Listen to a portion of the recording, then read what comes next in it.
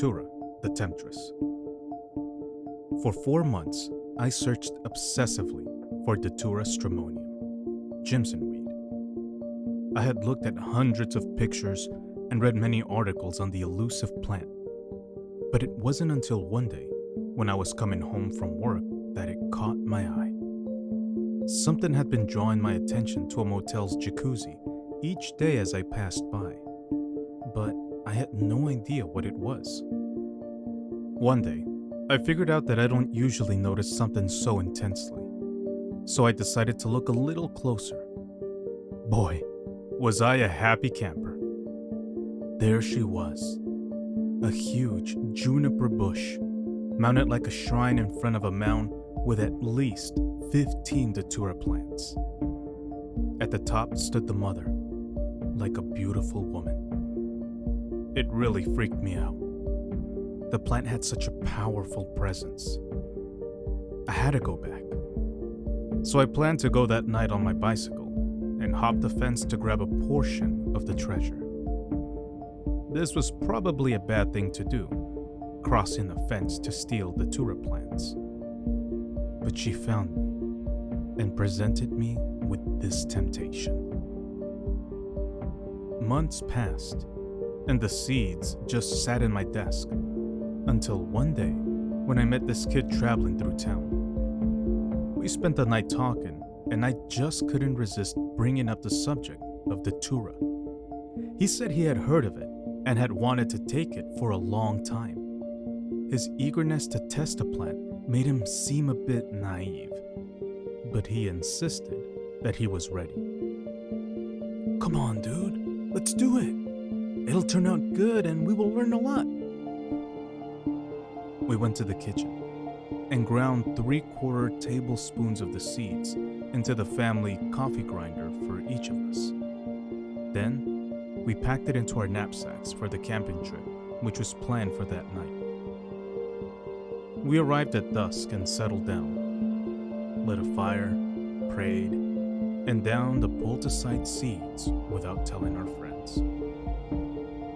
Stefan, the traveling kid, and I took a walk down the dirt road that ran through the center of the field. We were extremely attentive to how the seeds were affecting us. I listened closely. What would happen next? Her presence began to be felt about 100 yards down the road. We sat in the middle of the road and felt the world slipping from our control. Ego. We gazed at the distant fire. The world became so eerie. The voices and lives of our friends seemed another world away. I asked Stefan how it was coming. He said, "I'm taking a crap." I guess I followed him. We were in this together and didn't want to leave him. And sat with him for a few minutes and didn't even realize it. I was becoming a little delirious. We walked back to the campsite and sat down on a log. Our mouths became so dry. We chugged at least 2 quarts of water each. No resolve. We both lay down in concern. "Are you all right?" he whispered to me. We were both moaning and felt very scared, lonely, and regretful. My brother left and went home. I wanted to leave with him so badly, but this was my choice, and I said not a word and examined my life. I didn't want to die. I stumbled off to a ditch near the pasture so I could lie down. The world I once knew was disappearing. The stars multiplied. I felt like I was dying. I had to piss, so I tried to get up. My legs felt gel-like. I stumbled on some rocks and fell back down and began crying. I then pulled myself back up to the campsite, 20 yards away, where the car was parked. I tried to crawl, but it was too difficult also. I flopped this body against the car and tried to pee, but I couldn't. I was in pain. I got back to my ditch and lay there, and tried to pee lying down. I gave up. An old Bob Dylan tune echoed into the night sky from the car stereo. The song was very comforting. One too many mornings. I was startled when I noticed car lights reflecting on the streets around the pasture. I moved myself quickly to the car to turn off the music and uttered in fear that a car was coming. The guys were expecting some folks, so I laid down next to the fire. At this point, the delirium really set in, and my friends knew something now. It's so creepy remembering this. I was told that for the next couple of hours, they watched me trying to grasp the physical world from the delusional. I was like a little kid, a caveman or something. I was trying to talk, but it all came out so jumbled in some other language. The guys became a little concerned. They told me that I kept walking off this wooden deck-like thing into a soggy creek bed. They found me there mangled and pulled me out with concern. I kept wandering back to the creek bed, stumbling off the deck into it. Around 4 a.m. they pulled me out and stood me up, and I kept peeing on myself. It was so relieving. I suppose everyone went to bed or something because I wandered off to the dirt road, the one that goes through the pasture. I felt energized and had control of my body now, still delirious. I had found Stefan. He sat me down and began to inform me of something very unnerving. The night had a very evil feeling, as it was. He said, "Man, I don't know what to do. I don't want this." He showed me his dark, long fingernails. His face was very old and hairy, werewolf-like. I flipped out. I told him it was going to be okay and not to worry. It was just a bad dream. I knew this wasn't him, though I saw him. He was being possessed by her. I ran for my life.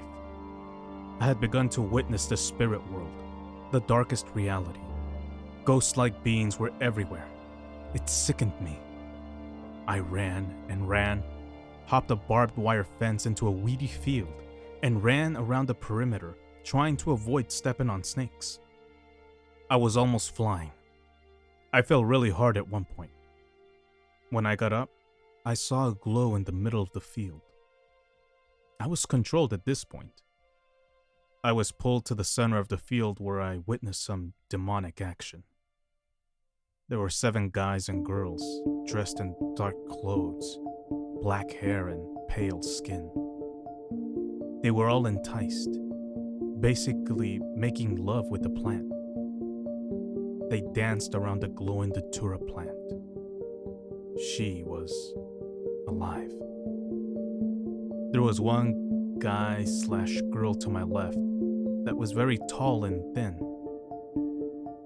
She seemed to be the plant spirit, the leader. They all quit dancing. Datura, she stared into my eyes and shook her head. I messed up, and I knew it.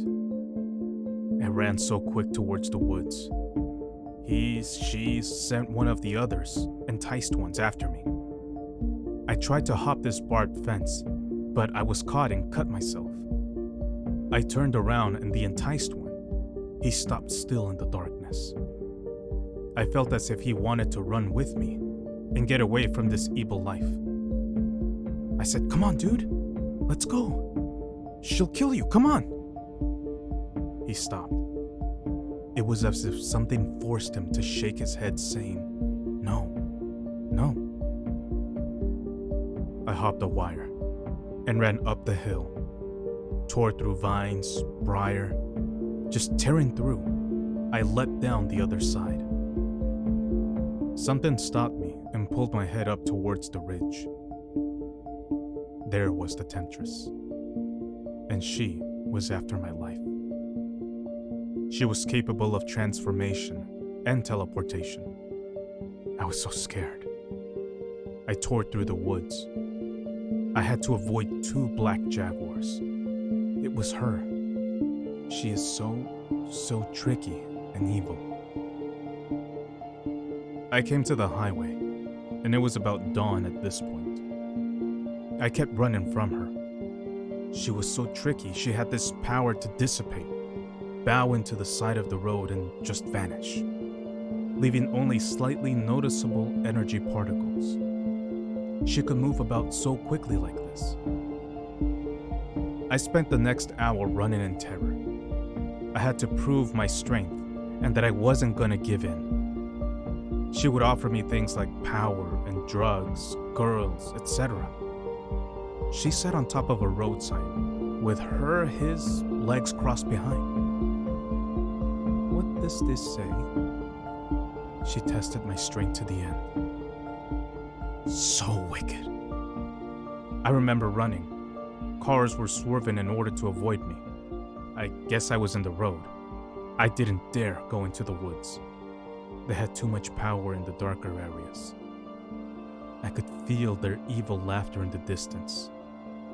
He would bow into the ground every time a car would come around the corner. I was so scared and tired. I didn't know where I was, but I had to get out of there quickly. I tried signaling to the traffic that they were trying to get me. A lady pulled over and told me to get in. She knew something was wrong. I was too confused. She said she took me to a sheriff's station in another town. It turned out she was a psychologist. She spotted the terror. Most folks don't pick up crazed people. I was extremely blessed.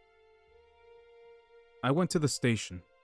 She told the sheriff that I was confused and seemed very disturbed. I told the cop that I was being followed by evil kids that wanted to sacrifice me. He asked me if I had done any drugs.